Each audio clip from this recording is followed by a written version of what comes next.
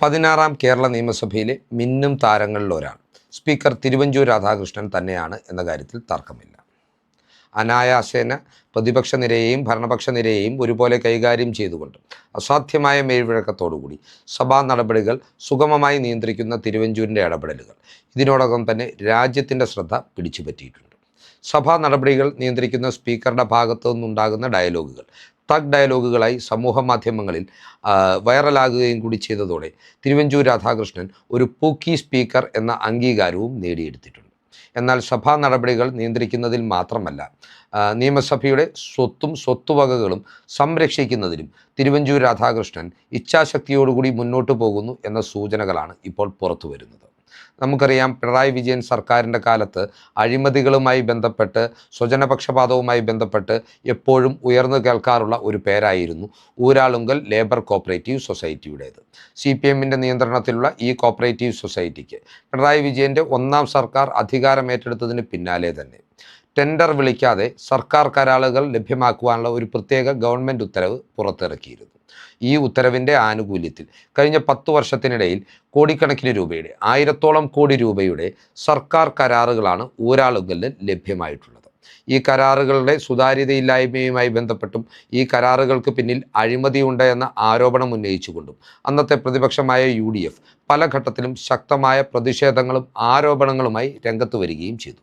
എന്നാൽ ഏവരെയും അത്ഭുതപ്പെടുത്തിയത് V D സതീശൻ്റെ നേതൃത്വത്തിലുള്ള UDF സർക്കാർ അധികാരം ഏറ്റെടുത്തതിന് പിന്നാലെ ആദ്യ നിയമസഭാ സമ്മേളനത്തിൽ തന്നെ ഊരാളുങ്കലിന് ക്ലീൻ ചിറ്റ് നൽകുന്ന രീതിയിൽ പൊതുമരാമത്ത് മന്ത്രിയായിട്ടുള്ള PK ബഷീർ സഭയ്ക്കുള്ളിൽ നടത്തിയ പരാമർശങ്ങളായിരുന്നു. ഇത് രാഷ്ട്രീയ വൃത്തങ്ങളിൽ വലിയ രീതിയിൽ കൗതുകമുയർത്തുകയും വലിയ രീതിയിലുള്ള ചർച്ചകൾക്ക് സാഹചര്യമൊരുക്കുകയും ചെയ്തു.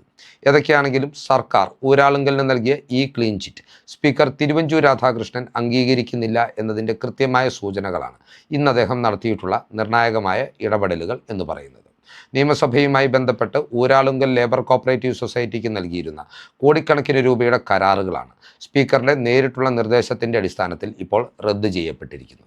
കരാറുകൾ റദ്ദു ചെയ്തു എന്ന് മാത്രമല്ല, ഊരാളുങ്കലിന് പണം നൽകുന്നത് താൽക്കാലികമായി തടഞ്ഞു വെക്കുവാനും സ്പീക്കർ ഉത്തരവിട്ടിട്ടുണ്ടെന്നാണ് മാധ്യമ റിപ്പോർട്ടുകൾ സൂചിപ്പിക്കുന്നത്. ഏതൊക്കെയാണെങ്കിലും നിയമസഭയുമായി ബന്ധപ്പെട്ട് എന്തൊക്കെ കരാറുകളായിരുന്നു ഊരാളുങ്കലിന് ലഭ്യമാക്കിയിരുന്നത്, ഏതൊക്കെ തരത്തിലാണ് ഊരാളുങ്കൽ പണം ആവശ്യപ്പെട്ടത് എന്ന കാര്യം കൂടി ഇവിടെ നാം പ്രത്യേകമായി പരിഗണിക്കേണ്ടതുണ്ട്. പ്രധാനമായും നിയമസഭയുടെ dining hall, Sankaranarayanan Thampi hall ഉപയോഗിക്കുന്നതുമായി ബന്ധപ്പെട്ടിട്ടുള്ള ഒരു കരാറാണ് സ്പീക്കർ നേരിട്ടിടപെട്ട് റദ്ദ് ചെയ്തിരിക്കുന്നത്. വർഷത്തിൽ 10 ദിവസത്തിൽ താഴെ മാത്രം സഭ ഉപയോഗിക്കുന്ന ഒരു ഹാളാണ് ഈ ഡൈനിങ് ഹാൾ എന്ന് പറയുന്നത്.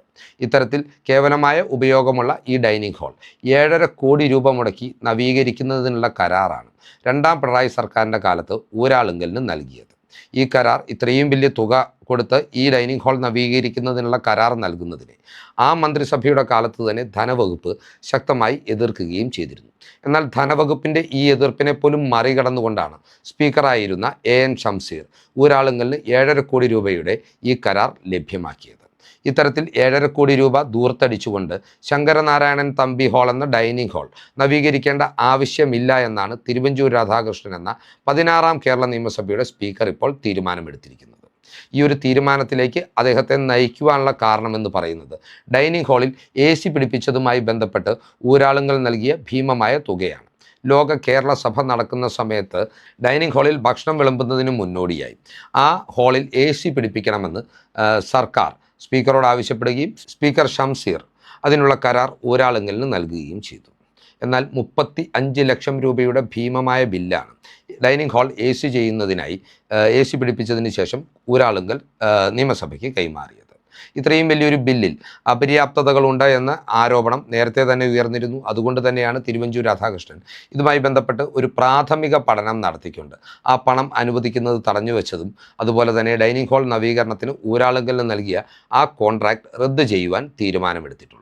ഊരാളുങ്കലിനെ ഒഴിവാക്കിക്കൊണ്ട് സംസ്ഥാനത്തെ പൊതുമരാമത്ത് വകുപ്പിനും അതുപോലെ തന്നെ പൊതുമേഖലാ സ്ഥാപനമായിട്ടുള്ള കെൽട്രോണിനുമാണ് ഇപ്പോൾ ഈ നിയമസഭാ ഡൈനിങ് ഹാളിൻ്റെ പരിപാലന ചുമതല ഇപ്പോൾ സ്പീക്കറായിട്ടുള്ള തിരുവഞ്ചൂർ കൈമാറിയിട്ടുള്ളത്.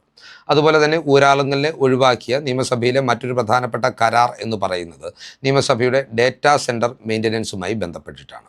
നിയമസഭാ രേഖകൾ ഡിജിറ്റലൈസ് ചെയ്യുന്നതിന് കോടിക്കണക്കിന് രൂപയ്ക്കാണ് ഊരാളുങ്കലിന് മുൻ സ്പീക്കർ അനുമതി നൽകിയതും ആ കരാർ അവർക്ക് ലഭ്യമാക്കിയതും. എന്നാൽ ഈ ഒരു ചുമതലയിൽ നിന്നും തിരുവഞ്ചൂർ രാധാകൃഷ്ണൻ്റെ നേരിട്ടുള്ള കർശനമായ നിർദ്ദേശത്തിൻ്റെ അടിസ്ഥാനത്തിൽ ഊരാളുങ്കൽ ലേബർ കോഓപ്പറേറ്റീവ് സൊസൈറ്റിയെ ഇപ്പോൾ മാറ്റി നിർത്തിയിരിക്കുകയാണ്. ഡേറ്റാ സെൻറ്റർ മെയിൻ്റനൻസിൻ്റെ ഉത്തരവാദിത്വവും ഇപ്പോൾ പൊതുമേഖലാ സ്ഥാപനമായിട്ടുള്ള കെൽട്രോണിനാണ് തിരുവഞ്ചൂർ കൈമാറിയിട്ടുള്ളത്. അതുപോലെ തന്നെ നിയമസഭയുമായി ബന്ധപ്പെട്ട് നിയമസഭ മോടി പിടിപ്പിക്കുന്നതുമായി ബന്ധപ്പെട്ട് വിവിധ കരാറുകളും ഇതിനോടകം തന്നെ തിരുവഞ്ചൂരിൻ്റെ ഇടപെടൽ റദ്ദാക്കിയിട്ടുണ്ട്. നിയമസഭാ പരിസരം മോടി പിടിപ്പിക്കുന്നതുമായി ബന്ധപ്പെട്ടിട്ടുള്ള കോടികളുടെ കരാറുകളാണ് ഇത്തരത്തിൽ തിരുവഞ്ചൂരിൻ്റെ ഇടപെടലിൽ നിയമസഭാ സെക്രട്ടേറിയറ്റ് താൽക്കാലികമായി മരവിപ്പിച്ചിരിക്കുന്നത്. ഇവിടെയും ക്രമക്കേട് നടന്നിട്ടുണ്ട് എന്ന പ്രാഥമികമായ വിലയിരുത്തലിൻ്റെ അടിസ്ഥാനത്തിൽ തന്നെയാണ് തിരുവഞ്ചൂർ രാധാകൃഷ്ണൻ എന്ന സ്പീക്കർ ഇത്തരമൊരു തീരുമാനത്തിലേക്ക് എത്തിയത്. മുൻ സർക്കാരിൻ്റെ കാലത്ത് നടപടിക്രമങ്ങൾ അതിവേഗത്തിൽ പൂർത്തിയാക്കിക്കൊണ്ടാണ് ഈ കരാറുകൾ അനുവദിച്ചിരുന്നത്.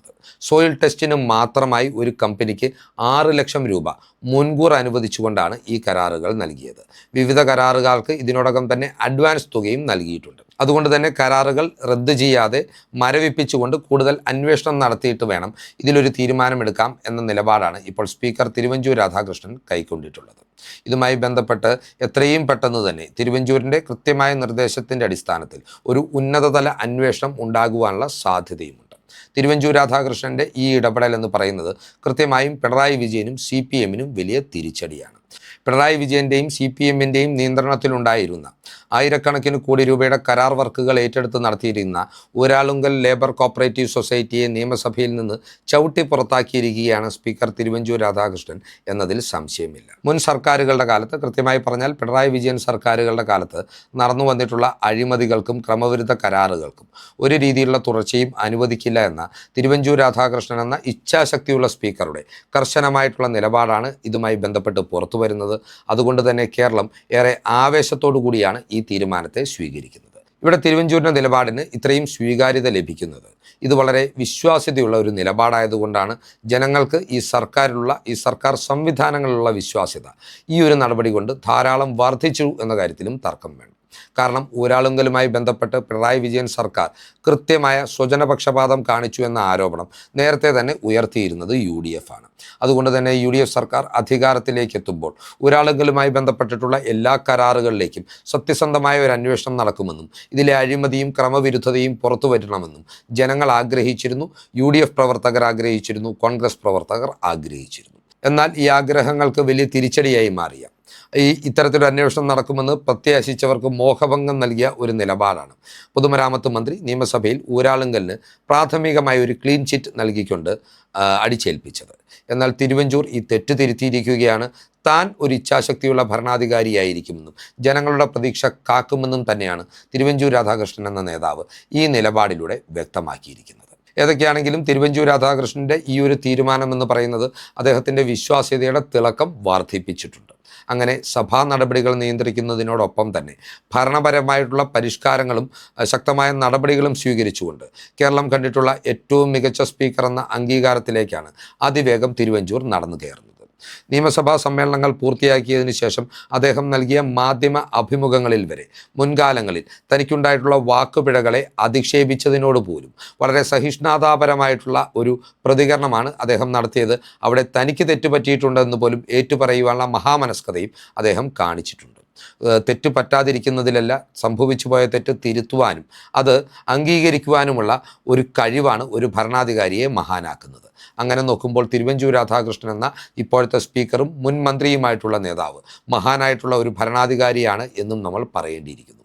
പാർലമെൻ്ററി നടപടികളെക്കുറിച്ച് കൃത്യമായ ബോധ്യമുള്ള, അതുപോലെ തന്നെ ചട്ടങ്ങളെക്കുറിച്ച് കൃത്യമായ അറിവുള്ള, കൃത്യമായ ഭരണനിർവഹണം നടത്തുവാൻ കഴിവും ഇച്ഛാശക്തിയുമുള്ള ഒരു സ്പീക്കറെയാണ് കേരളത്തിന് ലഭിച്ചിരിക്കുന്നത്. VD സതീശൻ എന്ന മുഖ്യമന്ത്രിയെപ്പോലെ തന്നെ കേരളത്തിന് നമ്മുടെ സ്പീക്കർ തിരുവഞ്ചൂർ രാധാകൃഷ്ണനും ഒരു പുതു അനുഭവമായി മാറുകയാണ്.